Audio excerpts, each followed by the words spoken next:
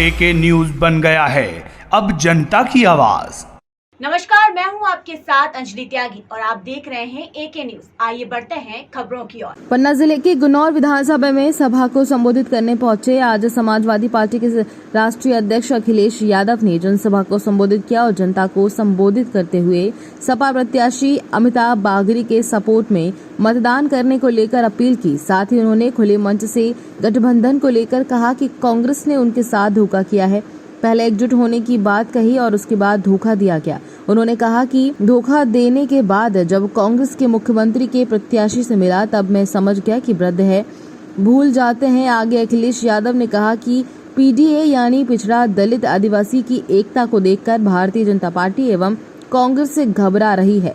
पिछड़ा दलित और आदिवासियों की एकता को देखकर भाजपा और कांग्रेस भी अब जातिगत जनगणना को लेकर बात कर रही है। प्रधानमंत्री पर हमलावर होते हुए कहा कि 15 लाख उत्तर प्रदेश में नहीं मिले तो एमपी में भूल जाइए। ना तो युवाओं को रोजगार मिला, सिर्फ मध्य प्रदेश में भ्रष्टाचार हुआ। उन्होंने कहा कि समाजवादी पार्टी की महिला प्रत्याशी अमिताभ बागरी को हमने टिकट देकर महिलाओं को मिले हुए आरक्षण को सिद्ध किया है, जबकि भाजपा और कांग्रेस ने महिला प्रत्याशी को टिकट नहीं दी। आप महिला प्रत्याशी अमिताभ बागरी को समाजवादी पार्टी से जिताए, जो गुन्नौर विधानसभा के विकास में किसी प्रकार की कोर कसर नहीं छोड़ेगी। वहीं समाजवादी पार्टी प्रत्याशी अमिताभ बागरी ने कहा कि जिले में संचालित जेके सीमेंट फैक्ट्री में 75% नौकरियां देने वाला वादा किया गया था, मगर क्षेत्रीय 75 युवाओं तक को नौकरियां नहीं दी गई। उन्होंने कहा कि भाजपा के बड़े बड़े नेताओं के इशारों पर दलालों द्वारा भर्ती की गई। सबसे बड़ा मुद्दा है पलायन का। यहाँ पे बहुत सारे पढ़े लिखे युवा हैं, लेकिन वो नौकरी करने बाहर जाते हैं, यहाँ उनको रोजगार नहीं मिलता। मैं पीडीए का भविष्य देख रहा हूँ और मेरे साथी पीडीए का कमाल देखिए।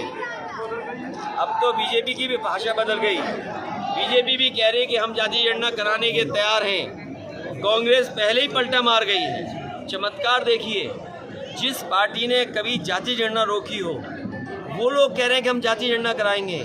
सवाल जाति जनगणना का नहीं है। जाति जनगणना के साथ साथ आबादी के हिसाब से हक और सम्मान देने का काम समाजवादी लोग करेंगे और हम आपको भरोसा दिलाते हैं गठबंधन पीडीए सहयोग करेगा। पीडीए हमारी स्ट्रेटजी है, रणनीति है, यही गठबंधन की मदद करेगा। इंडिया को खत्म मान लिया जाए। इंडिया को वो बात खत्म हो गई।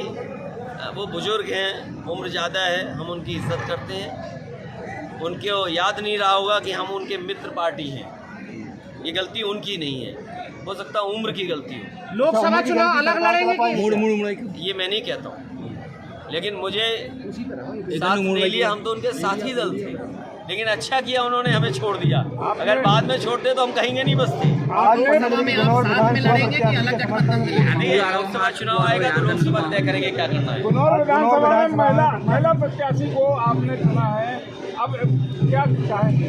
ये बीजेपी और कांग्रेस को सोचना चाहिए। जो नई लोकसभा में महिला नारी वंदन आरक्षण महिला बिल पास किया और उन्होंने कहीं महिलाओं को 33 के अनुपात में नहीं लड़ाया। कम से कम समाजवादी तो इन्हें लड़ा रहे हैं, इसलिए चाहे बीजेपी और कांग्रेस सब लोग इनकी मदद करें। लोकसभा में इंडिया गठबंधन साथ लड़ेगा अलग।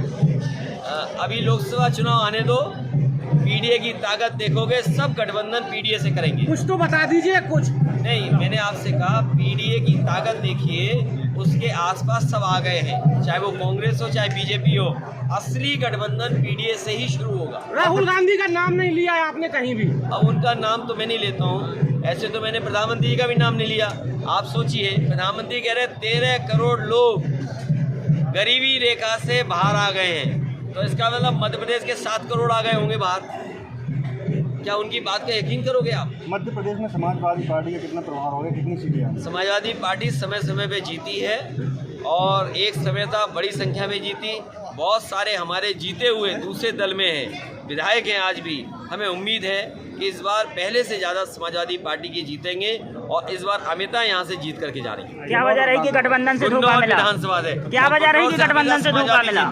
क्या वजह रही कि गठबंधन से धोखा मिला? अब वो तुम बाद में आकलन करना। फिलहाल खबरों में बस इतना ही। बने रहिए एके न्यूज के साथ। नमस्कार।